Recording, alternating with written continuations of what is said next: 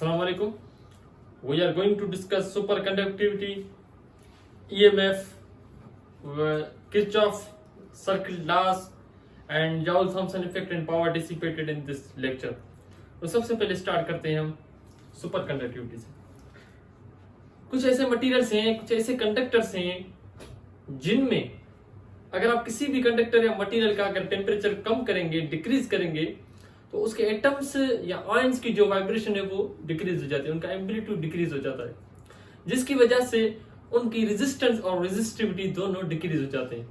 अगर आप टेम्परेचर बढ़ाते जाएं और कम करते जाएंगे और उसको एब्सोल्यूट जीरो तक पहुंचा दें, तो हमें यह लगता है कि वो मॉलिक्यूल्स जो हैं या एटम्स जो हैं या आयंस हैं उनकी वाइब्रेशन कंप्लीटली जीरो हो जाएगी। ऐसा होता तो नहीं है, क्योंकि एटम्स जो हैं या आयंस जो हैं या मॉलिक्यूल्स जो हैं वो 0 केल्विन पर भी अपनी वाइब्रेशन को बरकरार रखते हैं। लेकिन हम ये कंसीडर करते हैं कि टेम्परेचर डिक्रीज करने से मटेरियल्स या कंडक्टर्स या मेटल्स की रेजिस्टेंस डिक्रीज हो जाती है। तो ऐसे कंडक्टर्स, ऐसे मटेरियल्स, ऐसे मेटल्स जिनमें टेम्परेचर डिक्रीज करने से, टेम्परेचर की डिक्रीज की वजह से रेजिस्टेंस बहुत ज्यादा डिक्रीज हो जाए, ऑलमोस्ट निग्लिजिबल हो जाए, ऐसे कंडक्टर्स को हम सुपर कंडक्टर्स कहते हैं। और उनकी ये जो प्रॉपर्टी है इसको सुपर कंडक्टिविटी, वो टेम्परेचर जिस पे इनका रेजिस्टेंस या इनकी रेजिस्टेंस डिक्रीज होती है उसको हम क्रिटिकल टेम्परेचर कहते हैं। क्या कहते हैं? Critical temperature. ये जो सुपर कंडक्टर्स हैं ये हमारे लिए बड़े फायदेमंद है फ्यूचर में हमारे इलेक्ट्रिकल एनर्जी को सेव करने के लिए, क्योंकि इनमें इलेक्ट्रिकल एनर्जी सुपर कंडक्टर से विदाउट एनी लॉस जो है वो क्रॉस कर सकती है, पास हो सकती है। तो सुपर कंडक्टर्स और सुपर कंडक्टिविटी, सुपर कंडक्टर्स, इसको हम कैसे डिफाइन कर सकते हैं? मटेरियल्स और conductors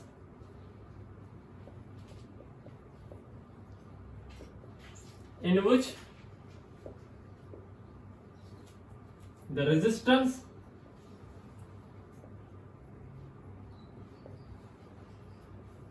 decreases with decrease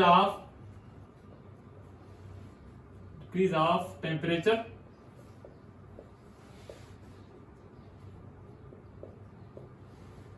is called superconductor. Superconductor. Materials or conductor or metals in which the resistance decreases with the decrease of temperature is called superconductor. Temperature at which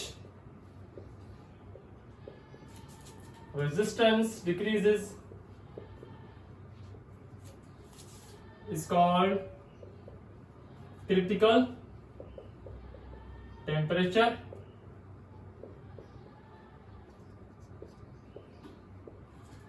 The reason is because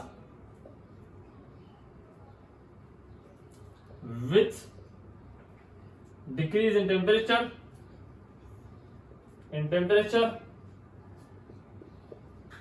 the amplitude of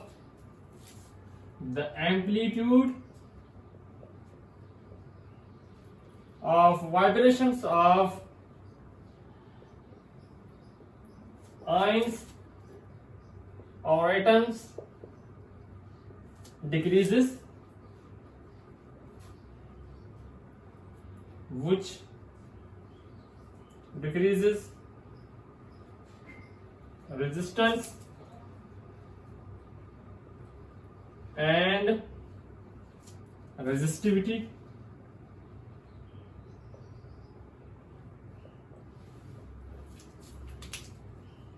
Superconductors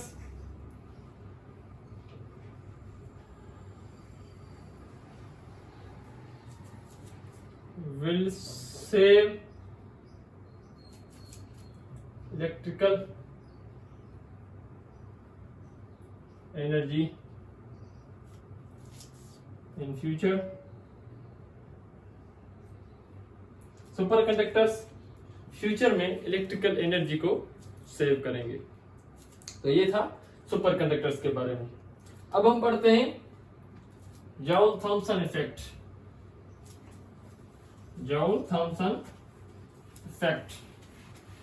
तो हमें ये पता है कि जब हम potential difference और voltage supply करते हैं किसी भी सर्किट को, तो उसकी वजह से उस सर्किट में इलेक्ट्रिक फील्ड पैदा होती है। इलेक्ट्रिक फील्ड की वजह से इलेक्ट्रिक फोर्स चार्जेस पर एक्ट करती है। जब इलेक्ट्रिक फोर्स चार्जेस पर एक्ट करती है तो चार्जेस मूव करना शुरू करते हैं इलेक्ट्रिक फोर्स की वजह से, जिसको हम करंट कहते हैं। The transfer of charges, the flow of charges through a cross section और ए पॉइंट इन यूनिट टाइम।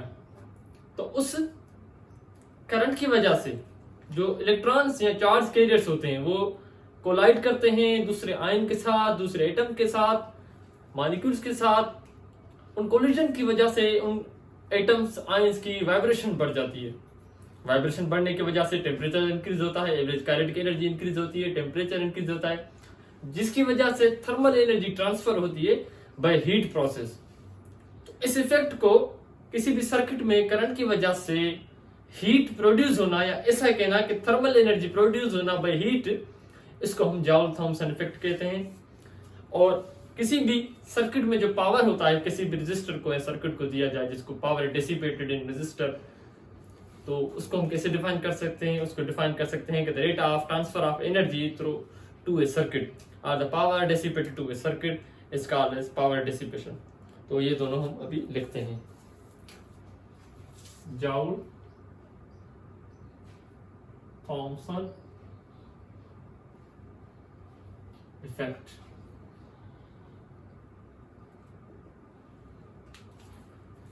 तो when current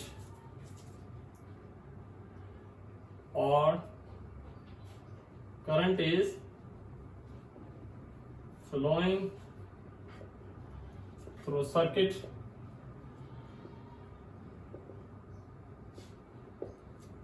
charge carriers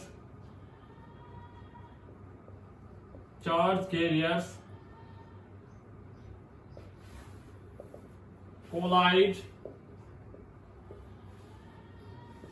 with ions or atoms, due to which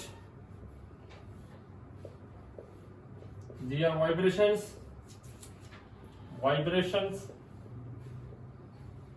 increase by increasing or with increasing or also increasing temperature,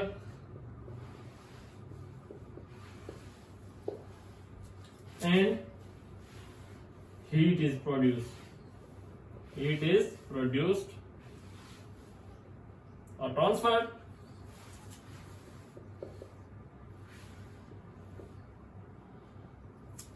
This effect is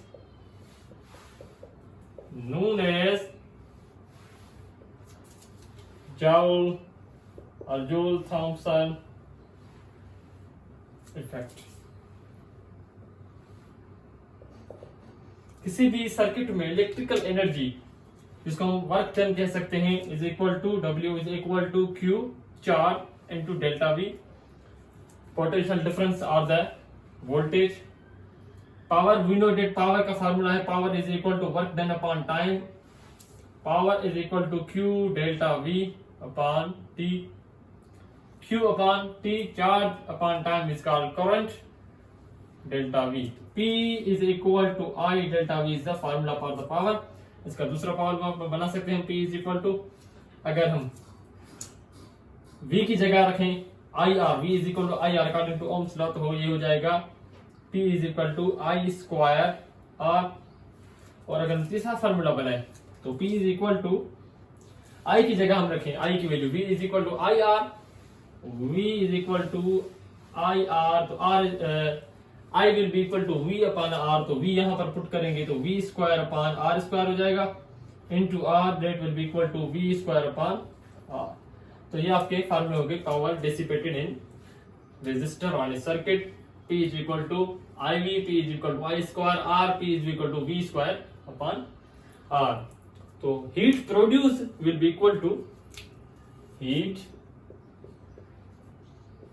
produced और heat transferred H, इसको represent करते हैं H से, is equal to power into time, because heat is equal to R heat energy, heat thermal energy that is transferred by heat is equal to work and work is equal to power into time, so heat is equal to power into time।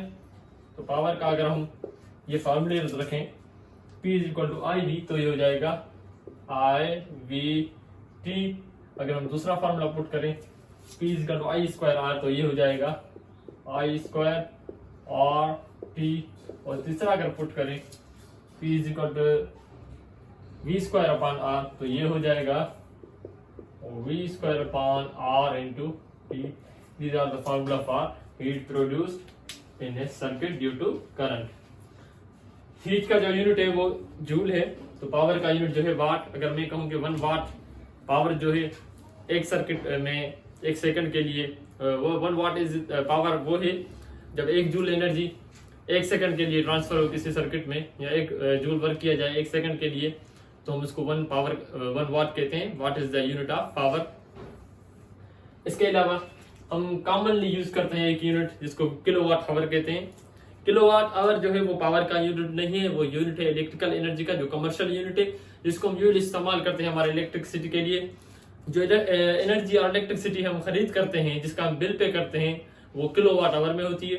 और kilowatt hour is the unit of energy. इसको हम कैसे define करते हैं? Kilo watt hour, watt hour is commercial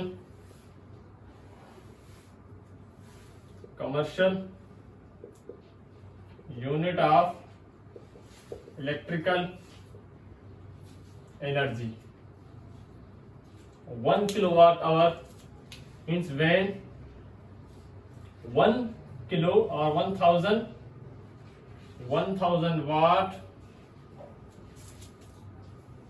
watt power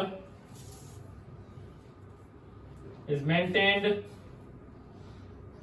in the circuit for 1 hour. 1 hour energy will be 1 kilowatt. 1 kilowatt hour is equal to 1000 watt into 1 hour means 3600 seconds। That is equal to 3.6 into 10 raised power 6 joule. तो 1 kilowatt hour इसके equal है। अब हम पढ़ते हैं EMF। तो EMF क्या है? अब हम EMF पढ़ते हैं। EMF को हम कहते हैं इलेक्ट्रोमोटिव फोर्स। इसके नाम पर कंफ्यूज नहीं होना, इलेक्ट्रोमोटिव फोर्स एक फोर्स नहीं है। EMF एक किस्म की पोटेंशियल डिफरेंस है या वोल्टेज है। इसको हम कैसे डिफाइन कर सकते हैं? कोई भी बैटरी या सोर्स जो उसके अंदर पोटेंशियल डिफरेंस होता है या वोल्टेज होती है, जब उससे कोई भी करंट ना निकाला जाए, उसके टर्मिनल से, आउटपुट टर्मिनल से कोई भी अगर करंट ना निकाला जाए, उस वक्त उसके टर्मिनल्स के अंदर जो पोटेंशियल डिफरेंस या वोल्टेज होती है उसको हम EMF कहते हैं। या हम ऐसे कह सकते हैं मैक्सिमम जो है पॉसिबल जो है वोल्टेज जो एक बैटरी प्रोवाइड कर सकती है अपने टर्मिनल्स के बीच, अपने इलेक्ट्रोड्स के बीच, जो बैटरी मैक्सिमम पॉसिबल वोल्टेज जो प्रोवाइड कर सकती है उसको हम EMF कहते हैं। ये पोटेंशियल डिफरेंस और वोल्टेज से अलग है, क्योंकि वोल्टेज और पोटेंशियल डिफरेंस आउट होते हैं, बैटरी के बाहर होते हैं। हम ऐसे कर सकते हैं वो आउटवर्ड जो है काम करते हैं, और EMF जो है वो बैटरी के अंदर होती है। हम ऐसे कह सकते हैं अगर बैटरी से करंट नहीं निकला तो उसके अंदर जो वोल्टेज और पोटेंशियल डिफरेंस होगा उसको हम EMF कहेंगे। लेकिन अगर उसी बैटरी से करंट निकाला जाए तो उसके टर्मिनल के साथ जो वोल्टेज और पोटेंशियल डिफरेंस होगा हम उसको अपना वोल्टेज या पोटेंशियल डिफरेंस कहेंगे, जिसको हम टर्मिनल वोल्टेज और पोटेंशियल डिफरेंस कहते हैं। इसको हम लिखते हैं अभी। तो EMF क्या है? EMF is the maximum possible output voltage that a battery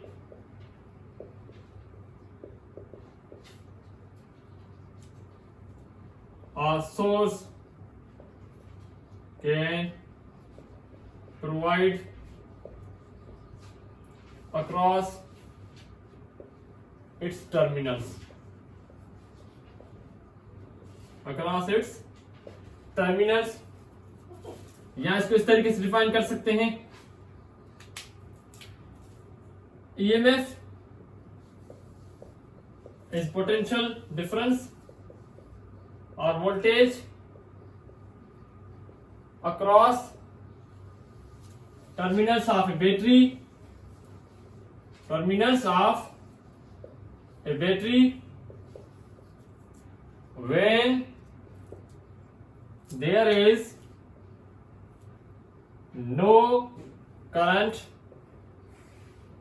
drawn from it. जब उसे कोई भी करंट ना निकाला जाए. रिमेंबर दैट बैटरी, कोई जो बैटरी होती है वो कांस्टेंट ईएमएफ का सोर्स होती है. Battery is source of constant EMF. ऐसा भी हम कह सकते हैं कि ईएमएफ वो वोल्टेज और पोटेंशियल डिफरेंस है जिसका लेबल बैटरी पर लगा पड़ा होता है. The EMF is the voltage और the potential difference labeled on a battery. EMF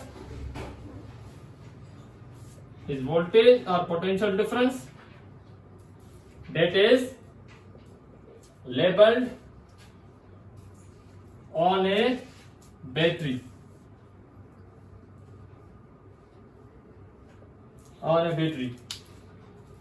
battery के अंदर चार्जेस जब फ्लो करते हैं उनको जो रेजिस्टेंस फेस करनी पड़ती है उसको हम इंटरनल रेजिस्टेंस ऑफ बैटरी कहते हैं. क्या कहते हैं?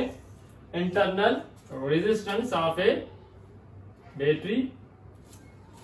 Resistance to flow of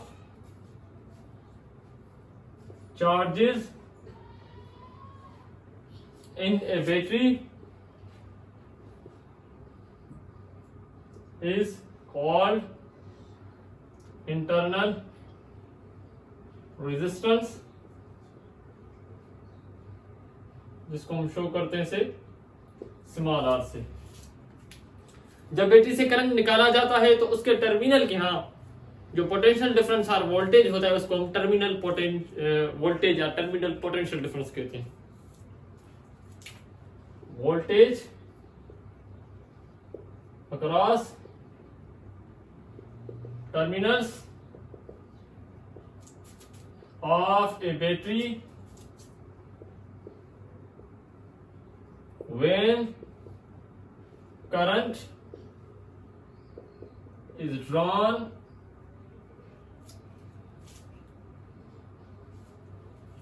from it is called terminal voltage or potential difference. और वो रेजिस्टेंस जो रेजिस्टर बैटरी के रेजिस्टेंस के तो कम करती है उसको हम लोड रेजिस्टेंस कहते हैं. जो आउटवर्ड रेजिस्टेंस होती है जो बैटरी का लोड उठाती है उसको हम लोड रेजिस्टर और लोड रेजिस्टेंस कहते हैं, जिसको हम कैपिटल आर से शो करेंगे. तो ईएमएफ का जो फार्मूला है या पोटेंशियल टर्मिनल वोल्टेज और पोटेंशियल डिफरेंस का जो फार्मूला है उसको अगर हम डेल्टा वी आर से लिखें, delta V R is equal to EMF से माइनस करेंगे हम आई आर, द पोटेंशियल और the voltage of the internal resistance, that is I R. R is the internal resistance. अगर हम डेल्टा वी इक्वल करें, delta V terminal is equal to I R. R is the load resistance. So I R will be equal to EMF minus I R. अगर हम EMF को separate कर दें, EMF will be equal to I R plus I R हो जाएगा, R को common निकालें, EMF is equal to I R plus R. अगर हम करंट का फार्मूला बनाए तो current will be equal to I will be equal to EMF upon R plus R, formula for current. अगर हम पावर का फार्मूला बनाए that is delivered by the battery to the resistors, so it will be equal to power delivered by battery will be equal, if you multiply, अगर इसको equation number 1 कहें हम, इसकी equation number 2, अगर हम equation number 1 से multiply करें current to the both side, या इस इक्वेशन से मल्टीप्लाई करें current to the both side, multiply current to both side of equation 1, तो I EMF is equal to I square R plus I square R. IEMF is the power delivered by battery. That is equal to power delivered by battery is equal to the power delivered to the load resistance and the power delivered to the internal resistance. तो हम कह सकते हैं power delivered by battery is equal to power or sum of power delivered to load resistor and internal resistor. Load resistor and internal resistor. Remember that EMF is also the voltage or potential difference. Therefore, all the criteria are same for it. It's a scalar quantity. Its unit is volt. It was all about EMF. अब हम पढ़ते हैं Kirchhoff's circuit laws. Kirchhoff circuit laws और Kirchhoff's laws of circuits. Kirchhoff ने दो law दिए थे circuit के, दो चीजों को डिफाइन करने के लिए. पहला उसने दिया था करंट को डिफाइन करने के लिए, दूसरा उसने दिया था वोल्टेज और पोटेंशियल डिफरेंस को डिफाइन करने के लिए. उसका जो फर्स्ट लॉ है किरचॉफ करंट रूल जिसको हम कहते हैं, इसको हम लॉ कह सकते नहीं कह सकते, इसको हम रूल कहेंगे. This is not law, this is rule. Kirchhoff circuit rule. Kirchhoff current rule जो है वो कहता है कि अगर कोई भी सर्किट है उसमें एक पॉइंट है, उसके हाँ जो करंट फ्लो हो रहा है और उसके हाँ से जो करंट जा रहा है तो वो इक्वल होना चाहिए. या हम ऐसा कह सकते हैं कोई भी जो जंक्शन है, जंक्शन ऐसी पॉइंट होती है सर्किट में जो करंट को स्प्लिट करती है. तो करंट किसी भी जंक्शन पर जो करंट होता है टोटल करंट वो जीरो के बराबर होता है. या हम ऐसे कर सकते हैं कोई भी जंक्शन है या कोई भी पॉइंट है, वहां से जो करंट एंटर हो रहा है और वहां से जो करंट लीव हो रहा है वो दोनों एक दूसरे के बराबर हैं. या ये कहना है कि एक पॉइंट पर जो टोटल करंट होता है वो जीरो होता है. ये law of conservation of charge को फॉलो करता है. तो हम देखते हैं किरचॉफ करंट सर्किट रूल में किरचॉफ